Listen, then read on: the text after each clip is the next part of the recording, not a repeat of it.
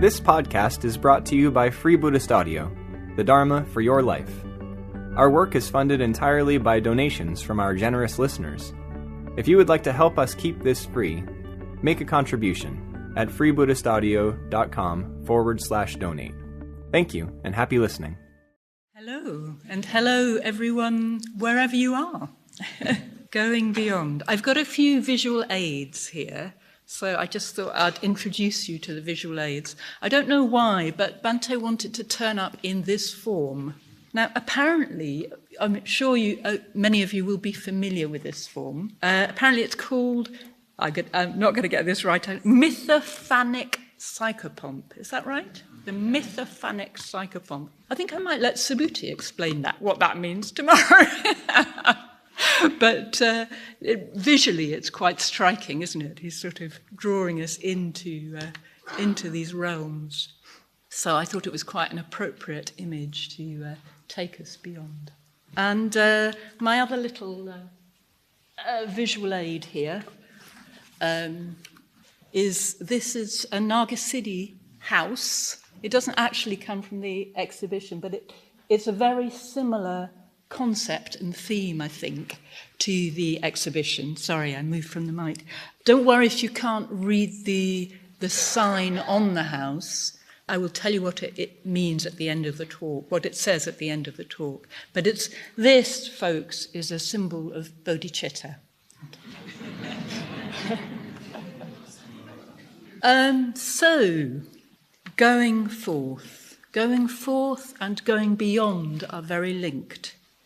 And this weekend, we're celebrating the 75th anniversary of Bhante's going forth. And as has, I think, been really well picked up on already, one of the striking things when you hear about accounts of Bhante's going forth is the delight, the joy, the confidence. As Pamavajra said, a sense of inspiration that he has, with which he sets out. Yeah. So, although of course setting out is full of challenges, but he's far from disheartened. He's not downhearted. He's setting out because he's drawn to something. He can taste freedom. And it's a freedom so profound and all-encompassing that it was worth dedicating his whole life to, and ultimately, actually, all of our lives as well. So in the first part of this talk today, we're going to explore this taste. Bhante talks about it in terms of texture, doesn't he? Of texture and mystery. We're in the territory here of liberation. What happens when we let go forth, when we leave the prison walls behind? But we're also in the territory of metaphor. So, by necessity, it's a poetic evocation. Bhante calls them broken hints. This reality is utterly unwordable, ungraspable, with no possibility of containment or delineation of any sort. But if we don't take it all too literally and let the metaphors do their work, we may find that some of that texture, some of that mystery of shunyata can rub off. Yeah? So having said that, I hope it will also be of some practical use. So in the second part of the talk, we'll look at some of the many ways that Bhante has given us to engage in the process of going beyond. Yeah? So effectively, we're looking at what does it mean to go beyond and how do we do it, okay? And we'll break those two parts up with a mantra in the middle, just a short seven times mantra, and it will become obvious what that will be. Vandika will lead it for us, and then just a couple of minutes of absorbing that before I go into the to the next phase, the slightly longer phase of the talk. Okay. So to start with, we're going to use the metaphor of shunyata. So shunyata is translated often as emptiness. Although I always remember Ratna Shuri, who at the time of my memory was a venerable Dharmacharani of 80. And she came out of a meditation and she was saying, emptiness, rubbish. It should be fullness. which rather succinctly points to the qualities of vividness and aliveness and distinctiveness that seem to go hand in hand with the ungraspability and lack of solidity. Yeah? So I always like to bear that in mind when I talk about emptiness. So Bhante reminds us that shunyata was originally the Buddha's communication of his transcendental awakened experience. Yeah? It's an experience, and it points to the way in which we may ourselves experience that truth. Yeah? He says its sole purpose is to take us across the waters of birth and death, yeah? The deathless. Yeah? And he says that it has no significance apart from that. Well, that's all right by me. No significance apart from the deepest alleviation of suffering. That's fine. He says, quintessentially, it's a matter of experience. Yeah? Quintessentially. So he says that it's quintessentially a matter of experience. Yeah? All the perfection of wisdom text deal with shunyata as a direct experience. And he talks in terms of the 4 shunyatas, the 4 different stages of unfolding the mystery of the nature of experience. So let's start with samskrita shunyata, emptiness of the conditioned, the compounded or fabricated.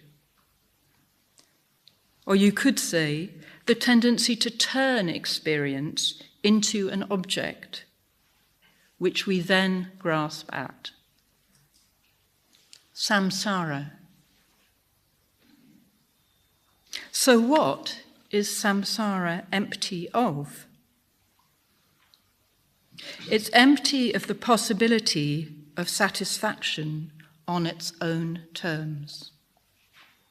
It's empty of permanence, stability, persistence through time.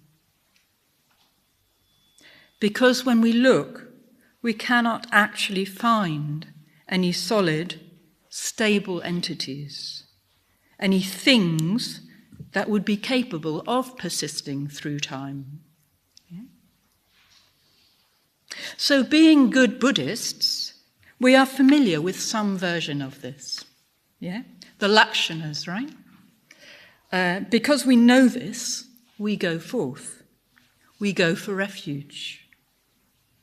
But certainly for me, even though it feels like on some level I know this through and through, I keep acting as if it were not the case.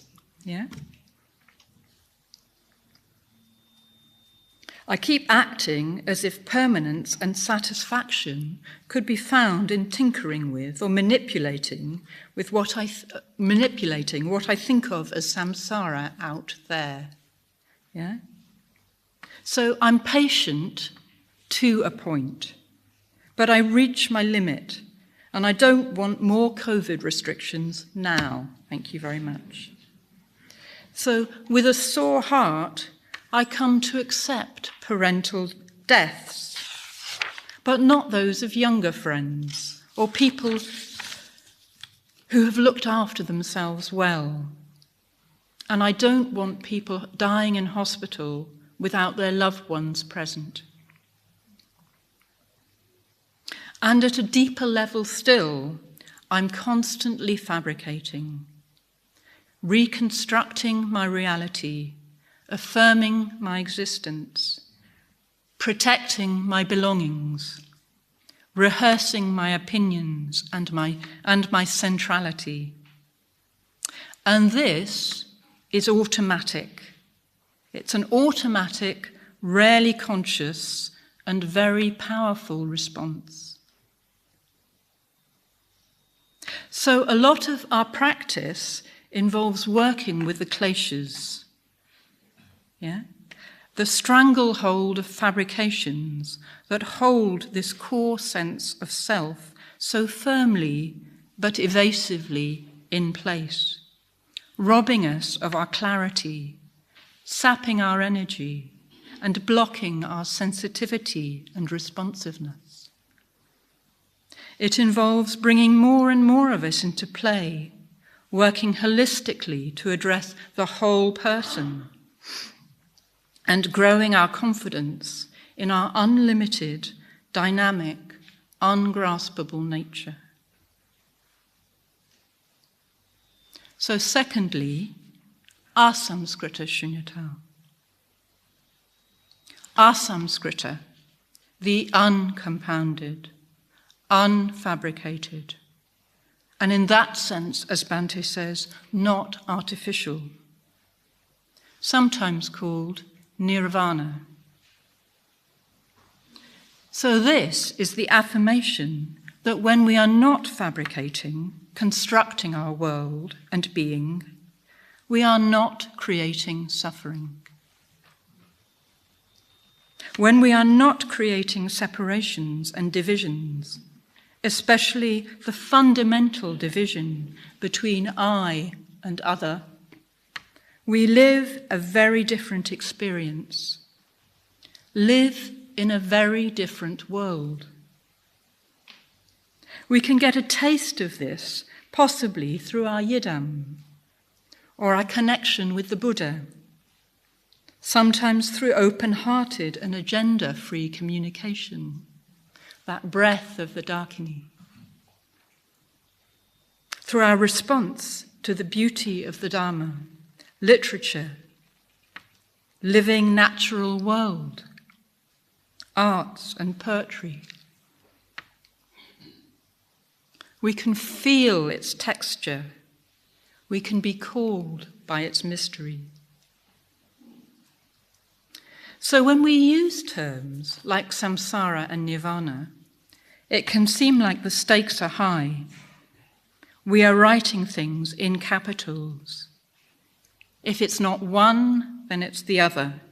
If it's not nirvana, so it must be samsara. And it's true that one is empty of the other. And they are mutually exclusive. But the nature of existence that we are talking about here has no solidity, no fixed entity. We are talking about process, about the dynamic nature of mind, of the world of experience. There are no separate entities of samsara and nirvana in different places with different contents, just two radically different modes of perception. When we perceive dualistically, partially, with even a very subtle bias, samsara is present.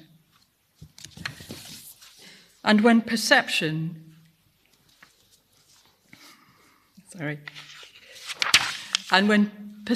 is non-dual, not separate, freed from self-reference at the deepest level, a totally different relationship and interpretation arises, which we call nirvana. So if we want to stay true to this dynamic, ungraspable nature of existence, we need to recognize that the samsara we experience as external, out there, arises out of a particular way of perceiving. Of course, as I've said, this is a very powerful, deeply ingrained way of perceiving. Yeah? It's evasive, deeply rehearsed. Yeah? But I have found it really helpful to take on board that there can actually be nothing fixed or solid about it. Yeah? It's not possible, because nothing is like that. And the fundamental component of that samsaric tendency is clinging or tension. The split or separation or dualistic differentiation which creates the tension is not something inherent in the situation. It is something that we are adding or creating. So experientially, and let's not forget that this is a teaching of experience, an exploration of experience. Experientially, we can start to notice, to feel into where we are holding on, where we're creating that split, solidifying, fabricating, constructing or confecting our world or sense of self. Yeah? And with awareness and an open heart, we can do what Bhante has called unhooking from the Trimandala. Do you remember the grasper, the grasped, and the act of grasping? Yeah? We unhook from the object of clinging or tension. We unhook from the subject, the one who is fabricating. And we even unhook from the label for a particular emotion or experience that we are engaged with. So maybe this can give us a taste, a glimpse of the third level of shunyata. This is mahashunyata, great emptiness, where all opposites are confounded.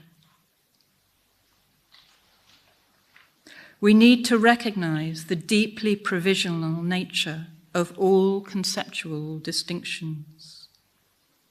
Even the distinction between samsara and nirvana becomes redundant. They don't have ontological, independent reality of their own. They are a product of dualistic thinking.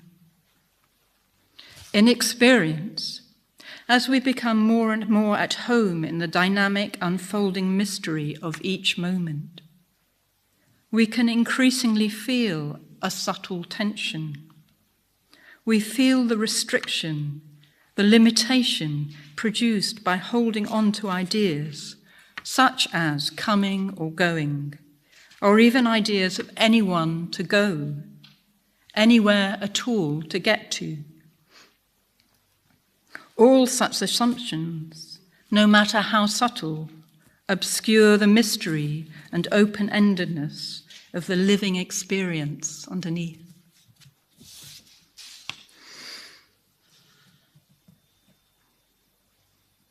And with the fourth shunyata, the texture of reality gets even subtler still.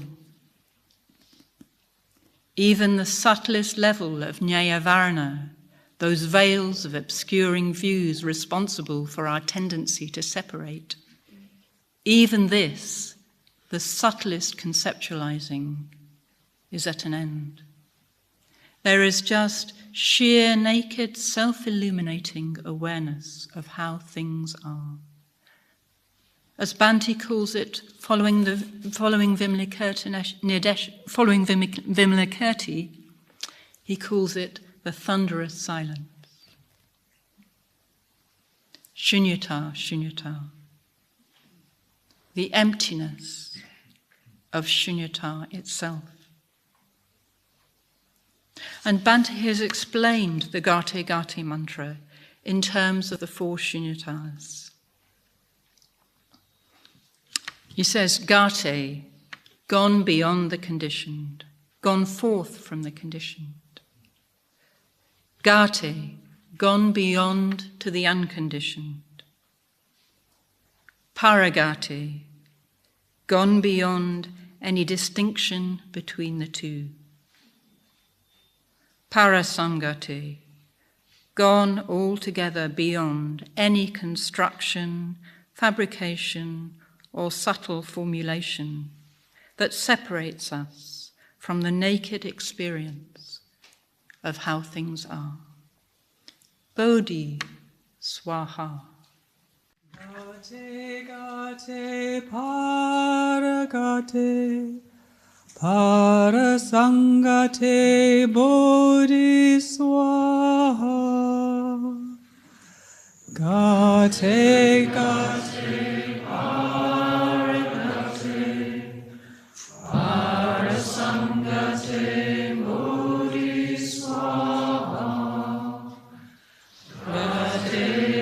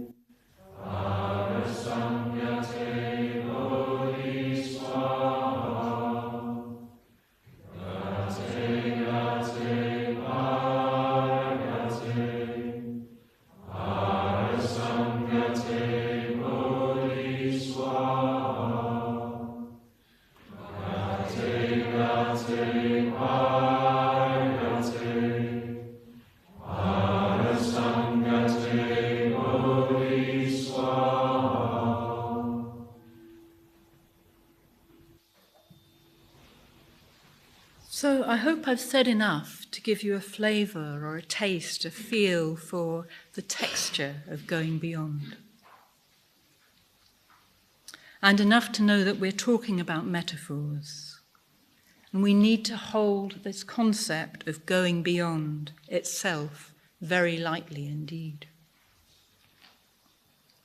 So let's now take a look at some of the ways we have to engage with this territory. I sometimes imagine Bhante returning from India. I think he's described feeling full of blessings, full of the many gems of teaching and practice that he had been showered with, but wondering how he could even start to share them in a way that would have a lasting effect. His answer was to create an order that was based on a radical vision of how we can go beyond. The whole system of practice that he created is designed to help us do this. It's designed to give us the opportunity to go beyond suffering in a deep and sustained way. A way that includes every aspect of our being, over the entire course of our life and lives. So I want to look at different areas of the system of practice and pick out some of the many, many ways that can bring about this radical going beyond of ourself, for ourself and others. So we'll start with integration. In the early days of the order, looking around at the enthusiasm and energy for the Dharma that was gathered around him, Bhante quite quickly saw that sustaining our practice was going to be a key issue. I feel so fortunate myself to have grown up in the movement at a time where it seemed that there were abundant opportunities to live such a complete Dharma life. And I do feel intensely grateful to the Dharma pioneers who made that possible. Again now, there's starting to be more and more opportunities emerging. But I think we've learned we certainly can't take those for granted. So, of course, living in a Buddhist community and working together in right livelihood won't in itself ensure that we are going beyond in our practice. But it gives us a really good context to do so if we keep motivated and keep steering to the deep. Living together, working together, or taking on projects invites all our samskaras, all our tendencies to the party. We may have really deep insights, yeah? But how fully can they impact us, and how long does their influence last? Well, that depends on how integrated we are, what sort of forces in our being are pulling in other directions, dancing to other tunes, or just going at different speeds. It's like the crowds at the side of a marathon race. We cheer for the front runners, but we want to get everybody across, everyone over the line. All the walkers and limpers and the charity runners in their clown outfits with water pistols. For our Dharma life to have meaning and significance, for others as well as ourselves, we need to be in it for the long term. And yes, I am happy to talk about lifetimes. For a radical and lasting transformation, work with the kleshas and samskaras is essential. The different aspect of our Dharma activities and ethical life help us in this transformation. Taking on projects, friendships, confession, in fact the whole of our Dharma life is a going beyond practice, if that is our motivation for engaging in it. Yeah? I'm sure you're all very familiar with this. In fact, Padmavajra, I think, brought out a very similar point. It's the lifeblood of the movement, isn't it? But it's worth highlighting it in this context because it's a really powerful tool if we do keep refreshing our motivation with open-hearted awareness. So another aspect of integration that I just wanted to mention in this context is shamatha practice. I know some people have been exploring this more specifically again recently, and I'm really pleased that's happening. For a while for me, in meditation practice, dhyana was fraught with difficulty. The more I wanted to experience such states, the more will I engaged. And I do have a lot of will. I threw myself into the practice for a while, to the exclusion of all else. And I wondered why I just felt more grumpy and more of a failure. I then decided that that was because my ethical practice wasn't effective enough.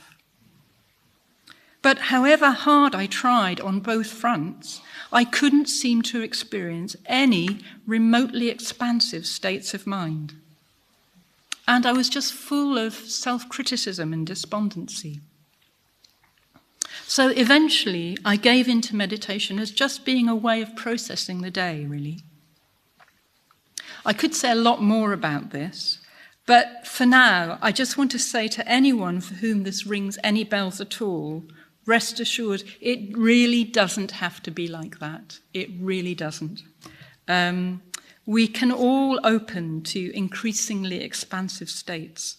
And I just, in relation to going beyond, I want to highlight two specific benefits of shamatha practice. So on an energetic level, shamatha practice can harmonize and heal. Bhante talks about vertical and horizontal integration. It can free up energy for deeper integration of all the superficially conflicted aspects of experience. When the mind is clear and settled, conceptual fabrication naturally lessens. I can have a sense of more and more of the whole being, wholly attending, to borrow from D.H. Lawrence. So when understanding arises, there's less and less to block it, dilute it, or take it off in other directions. There's more of us available to be affected. and it has a correspondingly more complete and lasting effect. So it's for this reason that it's traditionally suggested that we can use more absorbed states of mind to make pranidhanas, those heartfelt wishes for practice for the benefit of beings. Because when we do it from this state of mind, those wishes carry more weight with this level of integration. So secondly, in relation to shamatha, I'd like to bring us back to this dynamic model of mind and how the world we live in is a function of perception. Different states of samadhi, different dhyanas, can lead to very, very different experiences of consciousness and the world.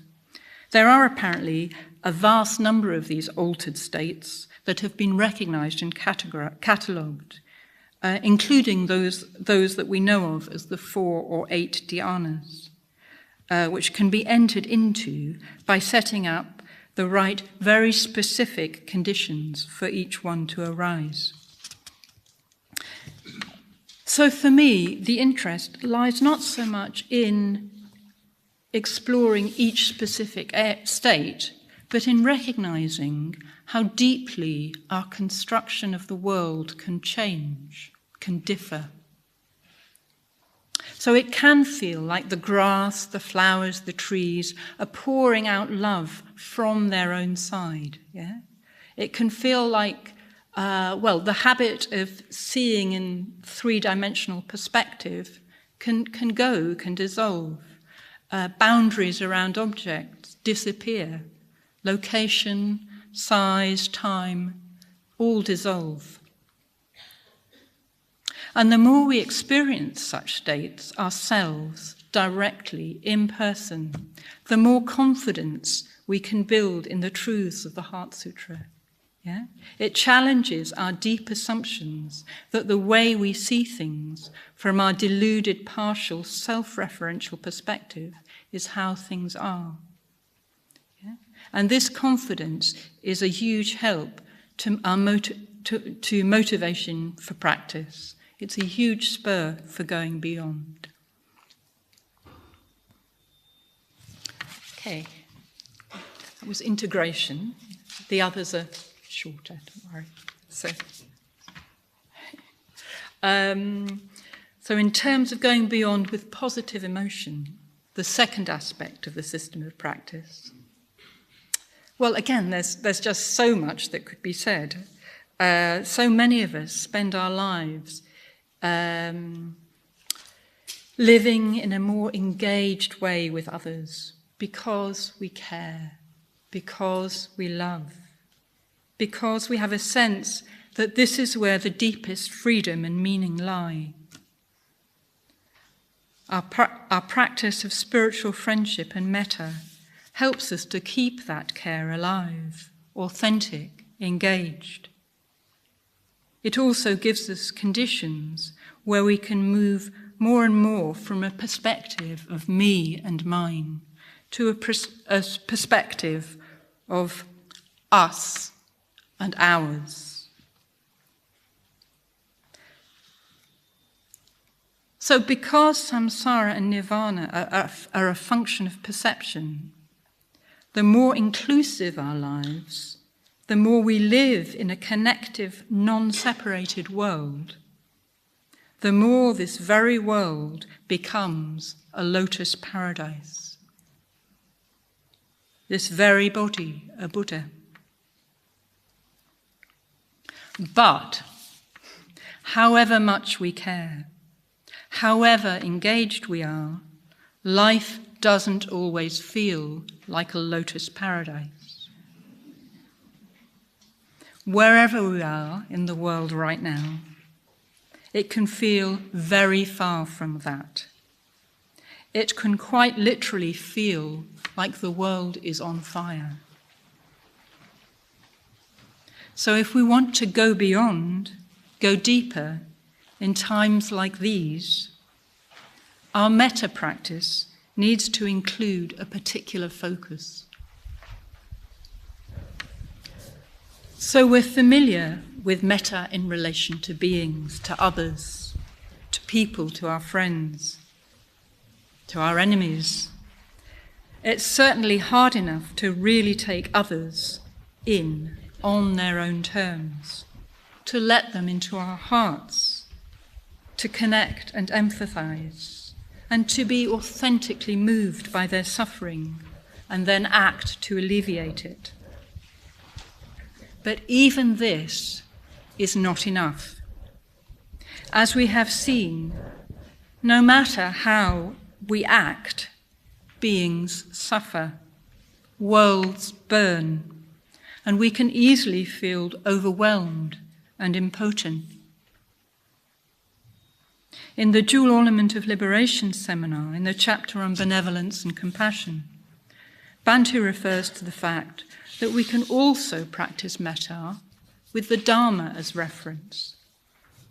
Here, as in the bodhicitta practice, we reflect on the fact that these beings who we so passionately want to help, in the words, these are the words of Matchik Lapdrong, a 13th century yogini.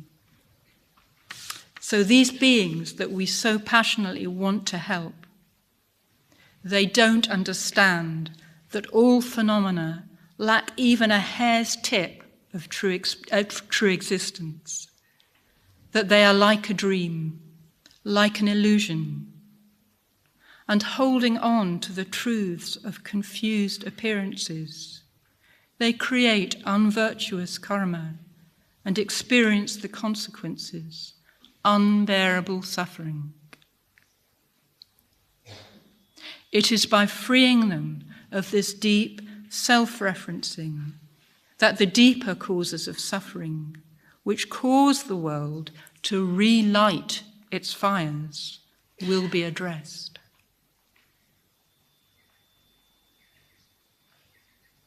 So for me, there's a sense of real patience, nobility, flexibility of heart and mind of the Bodhisattva, full of understanding of the complexity of human existence and the suffering that arises, love undiminished, remaining connected, remaining spacious in the face of this, interested, even bringing relief, lightness, joy to the situation. And practically, going beyond with metta and bodhicitta will involve all the practices connected with strengthening our love and care, all the beneficial activity we're engaged with on the one hand, and on the other hand, also at the same time, deepening our understanding and experience of the way things are. So we're building up both these aspects until they naturally arise together.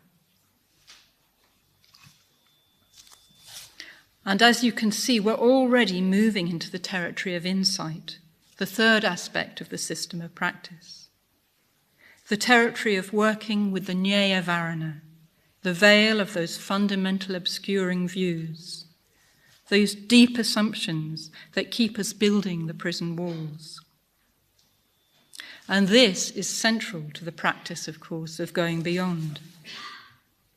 So Bhante has outlined various insight practices, including the six-element practice, the contemplation of the Nidana chain, the contemplation of the root verses from the Bardo Thodol.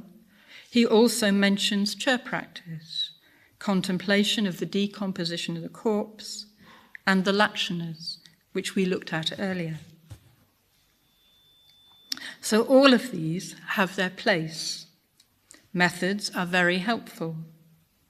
But what fundamentally brings about insight is an aliveness to the underlying assumptions on which we construct our deluded view of the world.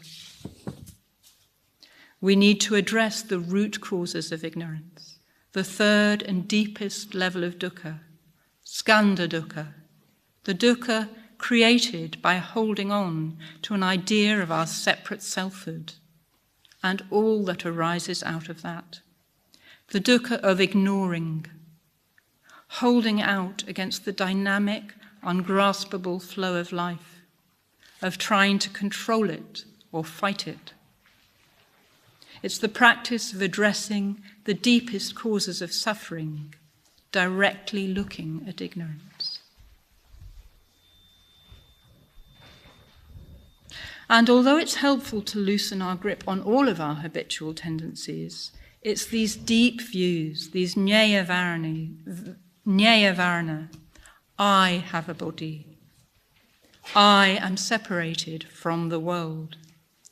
I am going to die, which hold the fabric and structure of our worlds together, which ultimately cause most suffering, because they cause us to rebuild our protective habits and tendencies, if they're not freed. As Bhante says, we can move the furniture around in a room, our superficial behaviour, but that won't actually remove the prison walls unless we change the basic structure of the house. So we can't really have a guidebook here, a map of mystery, if you like. But with practice and increasing confidence in the taste, the texture of just how it is, we can build our intuition, our feel for the dukkha or tension in body, speech and mind, which obscures that. It's possible to get a feel for where and how we're holding on, constructing, fabricating, even at deepest levels. This moment, right now, is so much more than what we might describe as personal experience. When we open up in all the senses, it includes so much sound, vibration, sensation, visual stimulation, resonance. We can let the focus shift from the content, the story of what's happening now, to its nature. We can feel the vibrancy and aliveness, even enjoy the creative capacity of awareness. It's mysterious unfolding. If we find ourselves getting caught up in the story, we can drop in subtle micro-reflections. When is this past or future happening? Does there need to be an I to be experiencing right now? Inside? Outside? Or as we get more of a sense for what the words are pointing to, just even where, who, what will do. That's enough. So above all, these questions, they don't need answers. Yeah? They don't need answers. Their sole purpose is to open things up and reduce the fabricating. As we notice how well it functions, as we notice how well everything functions without our usual reference points. Yeah? So we start to get more interested in what is constant and true of all experience, the quality of it that's always there, the underlying universal mechanisms that cause the suffering start to become more apparent. And once these mechanisms show themselves fully, and we experience them directly as suffering, they can't persist, because it takes our active involvement to recreate them afresh in each moment. So to take the example of unhooking from the Trimandala again, we can feel how that view organises experience into a perceiving subject confronted by a separate object. And that always produces a problematic relationship between the two of them. We can feel how we need to have all three elements in place: separate subject, object, and an idea about how they relate to one another, to produce tension.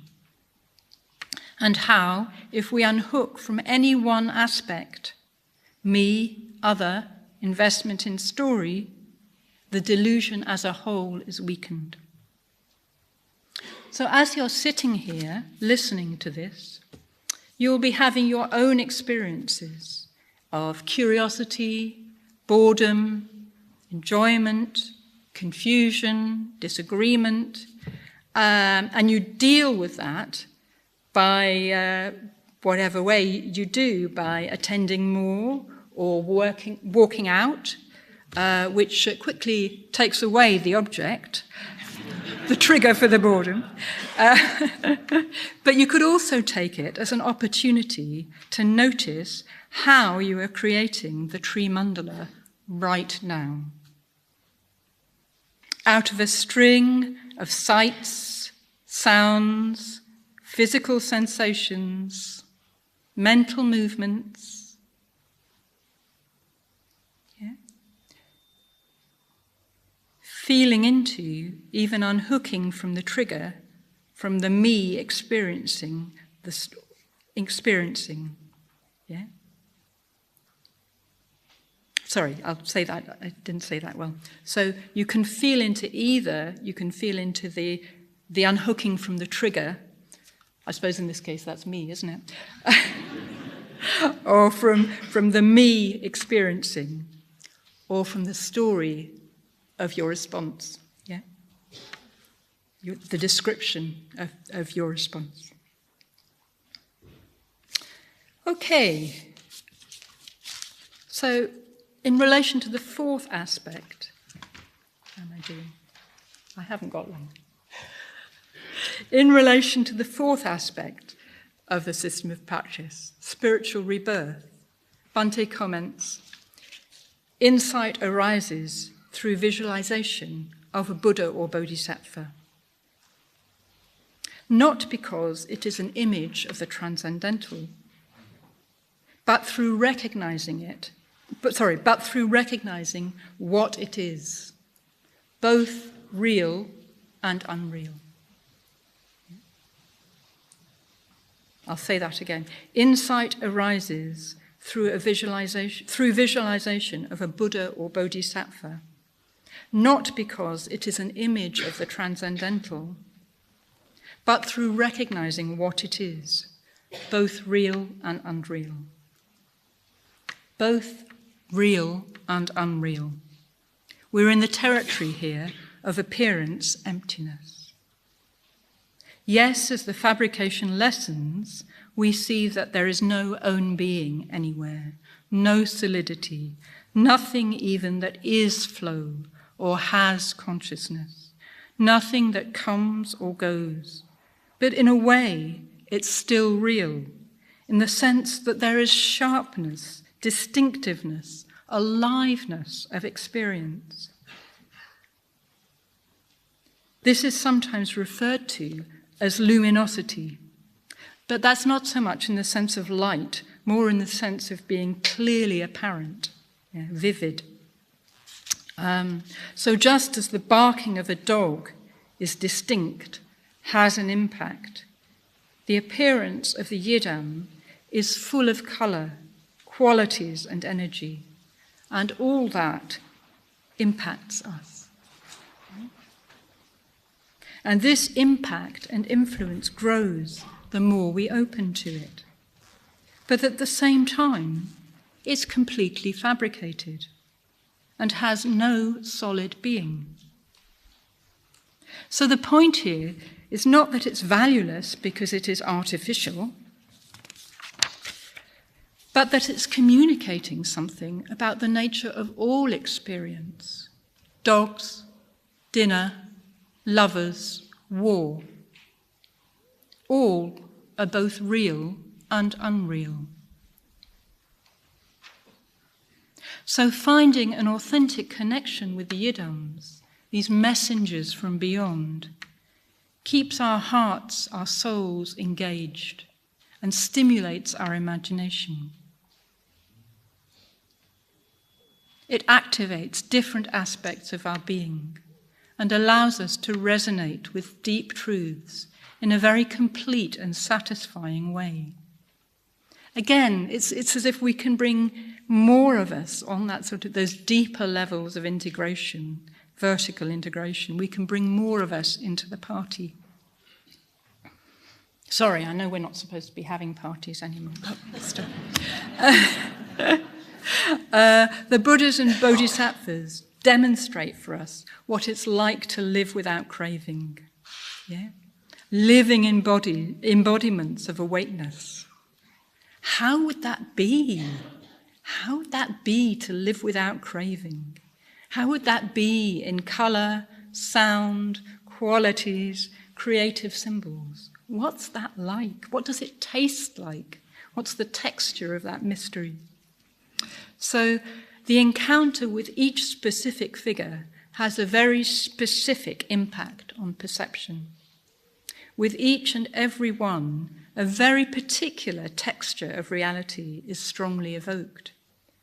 Although it is, of course, completely unwordable, and of course they do all have the same taste of freedom, but again we can get a glimpse of how profoundly, how radically the world changes with these shifts in perception. Yeah? When we spend time in such different worlds, it will rub off in ways that we may not rationally understand or even directly notice. And it goes way beyond a personal connection. Like in the entreaty and supplication section of the puja, I like to feel that honouring these awakened qualities, however it is we do that, taps into this vast, ageless flow of blessings and makes it possible for that to have an influence in our Saha world. So practically speaking, the ways that we do this will be a very personal thing. For me, the practices of sadhana, mantra, and engaging in creative rituals are amongst Bhante's most profound and far-reaching gifts. Okay, so we've had many words and come a long way. I can't find the last page in my book. There we go. We've had many words and come a long way. But of course, we haven't actually gone anywhere at all. Where and who is there to go? Maybe our hearts have responded to Bhante's setting off on his journey 75 years ago. Maybe we, like him, have a glimpse, a taste of the mystery, to be lived beyond all these words. And the more confidence we can build in that, the more these deepest levels of construction, of fabricating, will fall away. And if we don't cling or identify, we don't even need to avoid fabricating. It can be there or not. Our only problem is identifying with it. So here we enter the territory of the last stage of our system of practice, spiritual receptivity. We can let wisdom and compassion meditate. No need to hold ourselves separate from them. Love with no reference. No beings, no dharma, no label love. We have gone beyond any sense of going beyond. We can come home. We can come home to loving awareness, its mysterious unfolding, the naked experience of how things are, shunyata, shunyata, without fighting the constant change and ungraspability That's everywhere. It becomes our deepest refuge, our most secure home, the thing that we can really rely on. And as well as being the most secure, it is also the most unlimited. It is the bodhicitta. It includes all beings. So at this point, I'm going to read you the sign on the door. Here we have it, the bodhicitta house. And the sign on the door says, everyone is welcome to enter and to be free. We hope you enjoyed this week's podcast. Please help us keep this free. Make a contribution at freebuddhistaudio.com/donate. And thank you.